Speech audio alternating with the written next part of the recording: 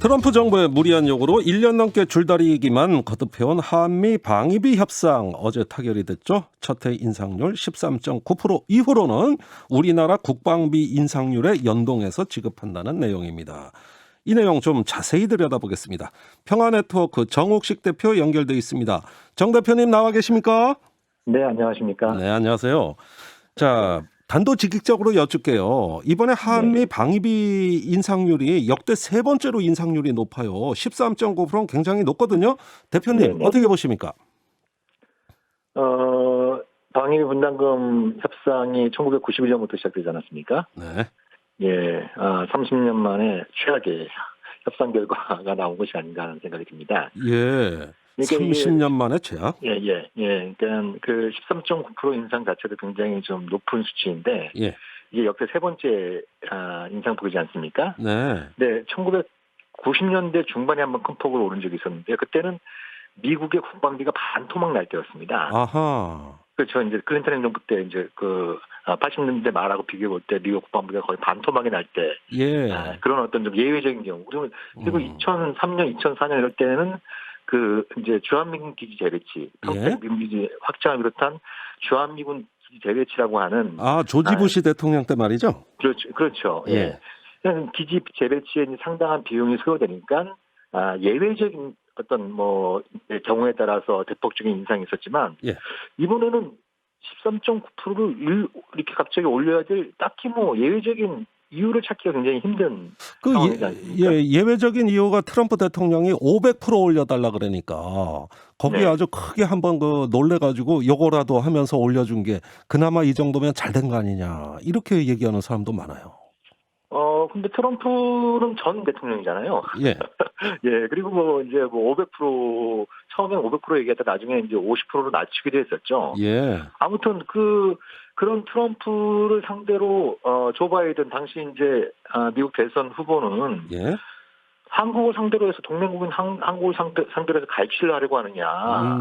그런 얘기했죠. 방위분담금 이런 부분들은 합리적으로 조정돼야 된다. 그런 입장을 밝힌 만큼 바이든 행정부 출범을 계기로 해서 상식적이고 합리적인 수준으로 분담금 협상이 이루어져야 되는데 한편으로는 이제 올해 방위비 분담금이 13.9% 늘어난다는 것도 문제지만 2025년까지 그 전년도 한국의 국방비 증액률에 맞춰서 방위 분담금도 높이겠다고 하는 것은 더 황당한 합의다라고 볼 수 있겠죠. 마침 그거 여쭤보고 싶었는데요. 아니 옛날에는 물가 상승률에 연동됐잖아요. 그렇게 그렇죠. 연동돼서 방위비를 인상을 시켜줬는데 이번엔 국방비 인상률입니다. 이게 처음 들어보는 얘기 같아요. 어떤 이유입니까? 그런 합의가 2018년도에 있었죠. 네. 2018년 방위분담금 협상 그때도 1년 단위로 하되 2019년 방위분담금은 2018년 한국의 국방비 인상률을 적용하는 그때 8.2%가 늘어나지 않았습니까? 네. 그때는 이제 말씀하신 것처럼 그 전에는 물가 인상률을 반영을 해서 방위분담금을 인상을 했었는데 우리나라 물가가 이렇게 굉장히 이제 높은 수준으로 이제 오르지 않으니까 미국에서는 특히 이제 트럼프는 이거 물가 인상률은 만족할 수 없다라는 입장을 밝히면서 그래서 이제 양쪽에서 절충하는 그 얘기했던 것이 국방비 증액률에 따라서 그걸 연동시키기로 했었는데 그건 아주 예외적인 경우지 않습니까? 트럼프가 무리한 요구를 했기 때문에 예외적으로 그렇게 합의를 한 건데 미국의 바뀐 행정부인 바이든 행정부를 상대로 해서 이것도 1년도 아니고 2025년까지 이런 방침을 정하기로 했다고 하는 것은 상식적으로 도저히 납득하기 힘든 합의다라고 말씀드릴 수 있는 것이죠. 납득이 안 가는 합의다. 네, 그렇게 되면 미국은 한국한테 계속 국방비를 인상으로 요구할 거 아니겠습니까? 네. 자, 그러면은 우리나라 정부 예산 중에서 제일 증가율이 높은 분야가 국방비입니다. 그렇죠. 보통 6 내지 7%씩 매년 인상되고 있거든요. 그렇다면 방위비 앞으로 분담금 증액은 기정사실로 봐야 되는 겁니까? 이게 이제 국방비 인상의 문제가 방위 분담금하고 연동해서 이제 이 문제가 또 두드러지게 보입니다만 이것이 이제 품고 있는 그러니까 지금 정부에서 그런 문제까지도 염두에 뒀는지 모르겠습니다만 제가 또 걱정하는 부분은 남북 관계에 미칠 영향입니다. 남북 관계. 그러니까 그러니까 2019년 이래 남북 관계가 지금 굉장히 안 좋은 방향으로 가고 있는 아주 중요한 이유 중에 하나가 2018년 남북 정상회담에서 두 정상의 단계적 군축을 추진하기로 합의를 했었는데 예. 그 직후부터 문재인 정부가 그 사상 최대 규모의 군비 진영에 나선 것이 예. 주된 원인으로 작용하지 않았습니까? 네. 예, 예.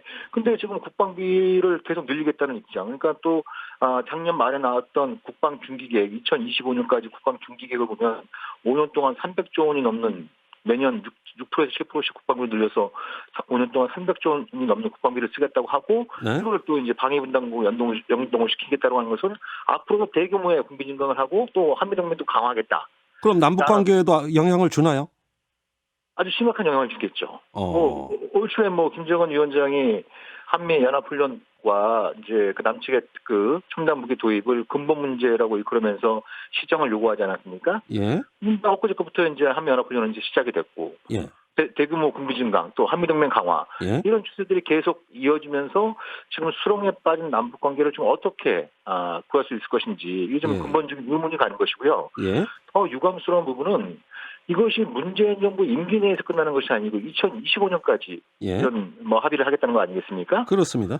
그 차기 정부의 운신의 폭, 선택의 폭을 굉장히 좁히게 되는 그런 결과를 초래할 가능성이 높겠죠. 예.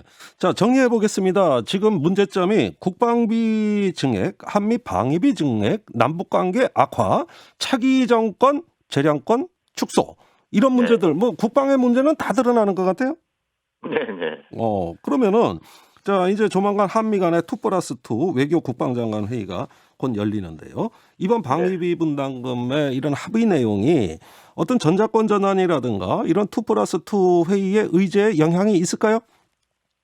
그러니까 전자권 전환과 연계시켜 보더라도 좀 이해가 안 되는 게 전자권을 환수한다고 하는 것은 지금까지 연합방위 체계에서 한국군이 보조적인 역할을 했었는데 이제 앞으로는 주도적인 역할을 하겠다는 거잖아요. 네. 그러한 이유 때문에 엄청나게 국방비를 많이 늘려왔던 거 아닙니까? 네. 그러면 주한미군의 역할이 과거보다 축소된다는 걸 의미하는데 방위 분담금은 대폭적으로 인상되는. 예. 이것 자체가 또 앞뒤가 안 맞는 것이고요. 모순이군요. 예. 그리고 쿼드 참여 압력이 좀 덜해지지 않겠냐. 좀 한국이 미국한테 좀 뭉칫돈을 크게 주기로 했으니까. 예. 그런 얘기들도 있는데요. 가만히 봐야 될 것 중에 하나가 우리 김정두 교수님 예전에 청와대에 계실 때도 논란이 많이 됐던 게 주한미군의 전략적 유연성이지 않습니까? 예. 그런 전략적 유연성. 전략적 유연성. 예, 그게 이제 한미 간에 굉장히 큰 갈등 요인으로 작용을 했었는데 네. 지금 주한미군의 전략적 유연성이 가시화되고 있어요. 예. 예를 들면 오산 공군기지에는 그 미군 정찰기인 U2기가 남중국해, 예. 대만해역, 또 이제 그 황해 이런 쪽에 가서 중국에 대한 어떤 감시 정찰 활동의 빈도수가 늘어나고 있거든요. 네. 근데 그 U2기가 오산 공군기지에 있을 때 정비 비용은 바로 한국이 주는 방위 분담금으로 충당이 되고 있지 않습니까? 네. 예. 그러니까 쿼드 같은 경우에는 안보 회의체이기 때문에 예. 여기에 참여하느냐 그렇지 않느냐는 상징적인 의미가 있는 반면에 주한미군 전력이 그것도 한국이 주는 돈으로 훈련을 하고 정비를 해서 중국용으로 사용이 된다? 예. 이건 한미동맹의 존재 이유를 근본적으로 따져봐야 되는 아주 심각한 문제가 되겠죠. 예, 국제 분쟁에 연루될 가능성을 우려하시는데요. 그 주한미군 역할은 계속 줄어들고 그런데 방위비 분담금은 오르고 그러면 1조 2천억 원 준다고 그 돈 다 쓸 데가 있습니까? 그러니까 지금 남겨 먹는 거 아니에요? 옛날에 이자놀이 하듯이. 지금 확인된 바에 따르면 그 현금으로만 예. 9,700억이 남아 있는데 예. 아니 그 못 쓴 돈이면 다시 국고로 반환을 해야 될 텐데 미국 은행에 예치되어 있잖아요. 예, 9천억 원이? 9,700억 원이 9,700억 원이. 확인된 것이. 예, 쓸 데가 없어 갖고 있는 돈이죠. 그렇죠. 예. 그러니까 돈이 남아도니까 상식적 우리나라 법 체계에 따르면 그건 이제 국고에 반환을 해야 될 텐데 그게 한미 관계에 현실상 어렵다고 한다면 예. 미국한테 그렇게 얘기를 해야죠. 상식적으로 보더라도 너희도 우리가 주는 돈 지금까지 주는 돈 다 못 써서 남아들고 있으니까 예.